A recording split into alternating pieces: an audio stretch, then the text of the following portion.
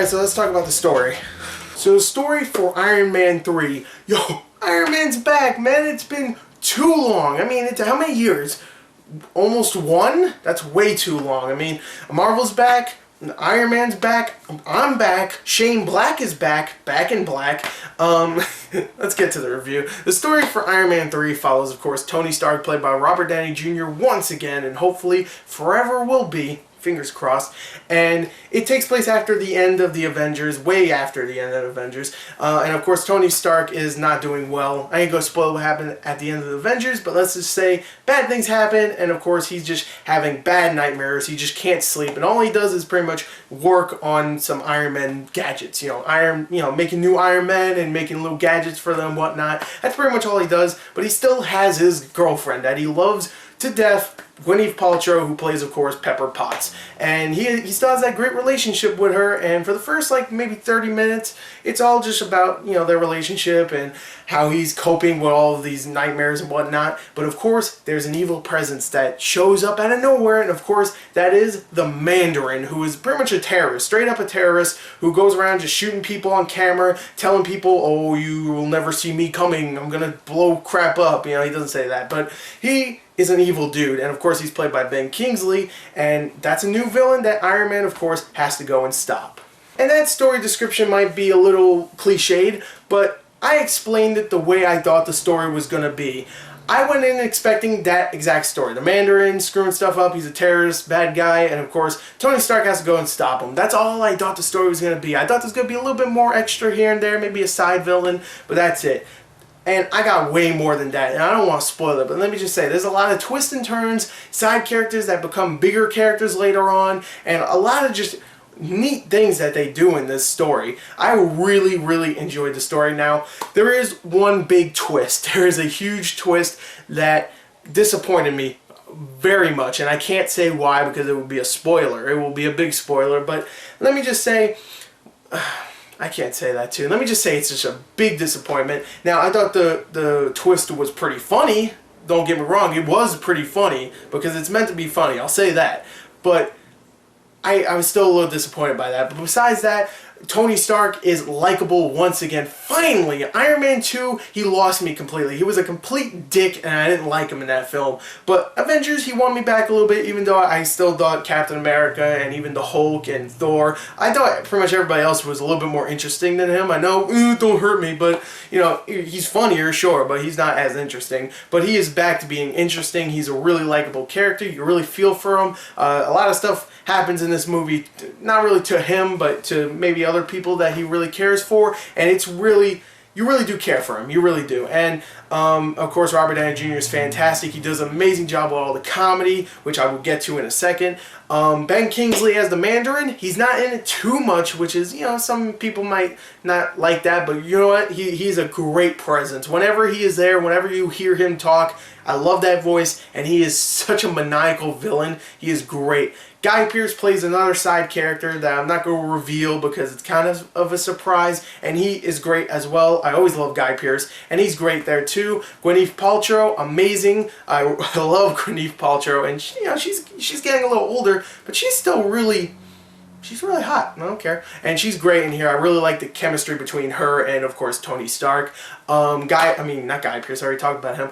Don Cheadle, who plays Rhodey Rhodes, War Machine, or in this movie, the Iron Patriot, is great as well. I think he becomes more Rhodey Rhodes than he was in Iron Man 2, because, of course, they had to switch Terrence Howard with Don Cheadle. They had to switch Terrence Howard with Don Cheadle in Iron Man 2, but I think he feels more like Rhodey Rhodes in this film. I thought he did a great job, and the rest of the supporting cast does great, but I have to admit, Rebecca Hall's character, I'm not going to spoil who she is either. She appears in the beginning as a pretty big character, then she appears again later on, and she's gone. And her character, I have to admit, is terrible. I hate it. I didn't hate her character, I'm sorry. I hated that they got rid of her. Because I kind of liked her character. I like her as an actress. I think she's great. But they got rid of her character. Just snap. And she's gone. Well, Rebecca Hall's character was a complete waste. She should just not have been in that film at all. Even though she was good, gone like that. Love snapping my fingers. And the story, while really damn good all the way through. The twist, the main twist, all the other small twists were really good, but the main one was underwhelming. It really was. Even though it was funny, I was just like, oh, really? Oh. So, oh. But, yeah, I still really like the storytelling and the acting. The acting's fantastic. But I also really, really loved the writing. The writing is so funny in this film. When it gets to all the, dramatic-ish parts, I mean, the trailer shows it being more of a dramatic movie. It really isn't. It's not like The Dark Knight at all. It's very silly almost all the way throughout. And even when it gets to the dramatic moments, they spruce in some jokes here and there. And it is great. The writing's so funny. I don't think I ever went or even chuckled. I laughed throughout this entire film. It is extremely funny. It's very Shane Blackish. If you ever watch Kiss Kiss Bang Bang or Lethal Weapon, he does a great job with the witty dialogue, and it's here. And what a perfect movie for him to do it with Tony Stark, one of the most witty, sarcastic douchebags in Marvel history, and douchebag in a good way. And he's really likable in this film. I mean, he's really likable. The writing is really good in this film, and it makes Tony Stark way more likable, like I said earlier. It's very funny. It's very fast-paced. It's a little over 2 hours long, but it goes by like just in a heartbeat. It's so much fun, and oh my god, the special effects are incredible in this film. There's a scene at the end where there's a bunch of Iron Men that just pop up, and it's so seamless, and they're just going around blowing shit up, and it's so fun. All the different designs, they all don't look the same. They all have their own special thing about them. Just watching that scene and the airplane scene, which you probably saw in the trailers, and the other small little action scenes here and there, it is an amazing looking film. Well edited. They use that budget efficiently. The acting is fantastic. The story is really good, even though that twist, And the action, while not too much of it, to be honest, I like when Marvel doesn't do that, because it gives us more of the characters that we love. Like in the Avengers, not too much action, but when it got to it, it was awesome. And when the characters were on screen, you really loved those characters. Captain America, Thor, even Incredible Hulk did it. And I really enjoy that about Iron Man 3 as well. You really like these characters, you want to see them prevail, and the acting, and the action when it gets to it, it is fantastic. The ending is so awesome. It's like 10 minutes of just a bunch of Iron Men with different abilities going at it, and it's so entertaining. So Iron Man 3, even though I did have some problems with it, it's not the best of the series. I still think Avengers, of course, and I'm talking about Marvel movies in general. It's not the best Marvel movie.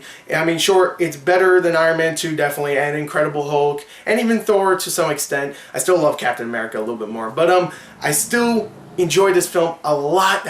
That twist really disappointed me, though, so I'm going to give this a 36 out of 40. This is a great film. Definitely go check it out. A lot of fun. It's going to make tons of money, and it should. It's amazing. Really, it truly is. Even though I didn't care for that twist, it truly is amazing. So there you go. Check out the Iron Man 3.